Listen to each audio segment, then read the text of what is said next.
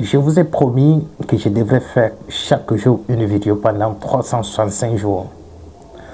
Mais pendant le mois de carême, j'ai eu un petit peu de malaise. Le palu, jusqu'à ces sorties-là, ce n'est pas encore terminé. J'étais sous le traitement. Aujourd'hui, c'est un petit peu mieux. Et j'ai repris en fait le travail. Aujourd'hui, j'ai décidé de partager avec toi 7 choses à savoir absolument avant de lancer ton projet. La plupart de vous veulent lancer des projets, mais vous n'avez pas de stratégie réelle qui vous aide de pouvoir progresser. Je te conseille de rester jusqu'à la dernière minute de la vidéo. Sans doute, le 7e point risque d'être beaucoup plus important. Le tout premier point, il va falloir que tu saches que le succès, c'est un processus et non un événement. Quand tu vois un entrepreneur dans Range Rover, quand tu vois un entrepreneur dans Lamborghini, quand tu vois un entrepreneur dans l'hôtel 5 étoiles, si tu le vois à la piscine, c'est qu'il a travaillé des années. Il a travaillé beaucoup plus et durement, parfois plus intelligemment que les autres. Non seulement ça, il a passé de nuits blanches pour pouvoir atteindre ce niveau.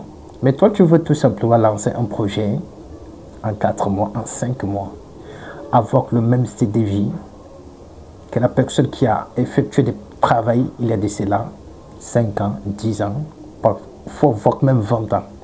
Ce n'est pas possible. Quand il vit des gens, cette vie, c'est un événement.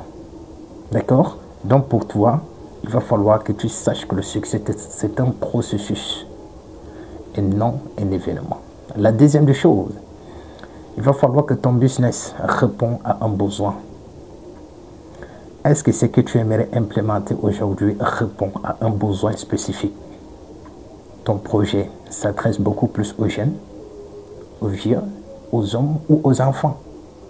Il va falloir que tu saches comment tu devrais définir un besoin spécifique, une niche et travailler selon le besoin de tes consommateurs et ça te permettra de pouvoir progresser et avoir un résultat escompté. La troisième des choses, c'est de viser grand, mais agir petit. Tout de suite, vous visez grand, mais vous voulez aussi obtenir des résultats grands. Ce n'est pas possible. On vise grand, mais on commence petit. C'est pourquoi la plupart des personnes parmi vous n'aiment pas lancer des petits business. Vous voulez tout de suite avoir des centaines, voire des millions avant de lancer. Mais si tu as encore la difficulté de te faire 100 000, comment tu peux faire 1 million? Comment tu peux faire 10 millions? Il va falloir avoir des stratégies, les principes qui te permettront certainement de pouvoir y arriver. Définir quel est le prix à payer. Sans le prix à payer, aucun de tes projets ne doit se réaliser. La quatrième des choses, c'est de contrôler ton entourage. Moi, j'ai toujours l'habitude de dire qu'il n'y a pas de mauvaises personnes. C'est tout simplement, il y a des personnes qui ne sont pas adaptées au style de vie que tu aimerais. Il y a des personnes qui ne sont pas adaptées à ta vision. Il y a des personnes qui ne sont pas adaptées tout simplement par rapport à ce que tu aimerais implémenter. Il n'y a pas de mauvaises personnes sur cette planète.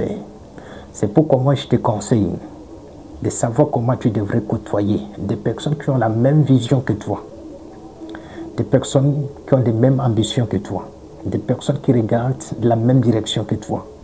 Et ça peut beaucoup plus t'aider à pouvoir progresser. Aujourd'hui, regardons si tu marches avec des fumeurs. Tu finiras tôt ou tard devenir un fumeur. Si tu marches avec des voleurs, tu finiras tôt ou tard devenir un voleur. Si tu marches avec un entrepreneur, tu finiras tôt ou tard devenir un entrepreneur. Ce sont des trucs qui ont été définis, planifiés et en même temps vérifiés. Ce ne sont pas des chiffres que je suis en train d'inventer. Le 5e point, c'est la concurrence. Et si tu sais que tu lances un projet et qu'il y a de la concurrence, ça veut dire que ça, c'est un bon signe en fait. Tu ne peux pas vouloir implémenter un projet ou bien lancer quelque chose sans toutefois avoir de la concurrence. La concurrence, c'est un bon signe. C'est de savoir comment tu devrais travailler plus tôt pour pouvoir surpasser ton concurrent. Mais si tu te dis que non, parce qu'il y a la concurrence, j'ai peur de pouvoir lancer, j'ai peur de pouvoir essayer, parce qu'il y a des gens plus puissants que moi. Je te rassure que tu seras toujours à la case de départ et ce n'est pas un bon signe pour un entrepreneur qui a une grande vision.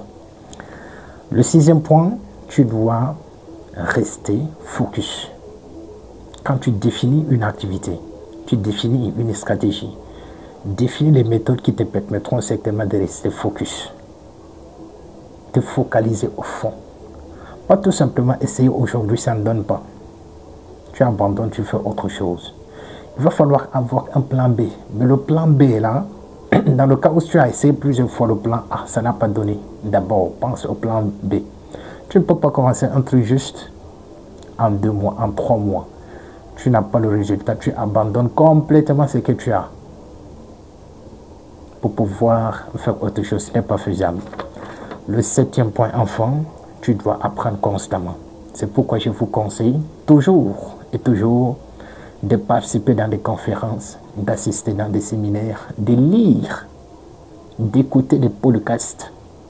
Parce que si vous n'écoutez pas les podcasts, ça sera extrêmement difficile pour vous de définir les méthodes ou les stratégies. Si tu es quelqu'un qui fait le sport, tu devrais télécharger tout simplement les livres en audio. Écoutez, parce que tu n'as pas le temps. La nuit, prends 10 à 15 minutes pour pouvoir lire les documents.